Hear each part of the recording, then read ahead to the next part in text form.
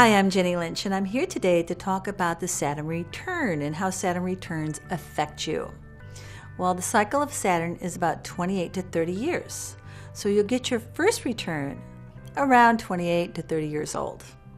You'll get a second one 28 or 30 years later, and you'll get a third one in your 90s. Now, the first Saturn return is very important because it talks about you've been living here on the planet this long. Now, what do you want to do for the next 28 years?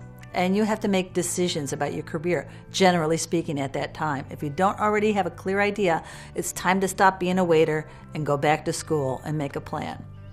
The second Saturn return is about sharing everything that you learned in the first, say, 58 years.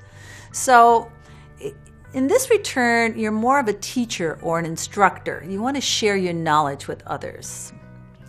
Now, Saturn return is important in the horoscope, but it depends on what house it's in and what sign it's in, and it will give you a clue of what you can expect. Well, Saturn returns are actually very good for you because the first return being so important, it gives you the structure to lay down the foundation for your future.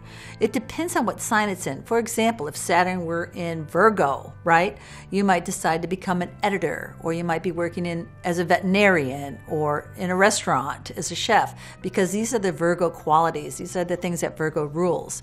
If the Saturn return came in the sign of Capricorn, you might decide to run for office because Capricorn rules government, right? It could be a million other things too, but those are my tips on Saturn returns.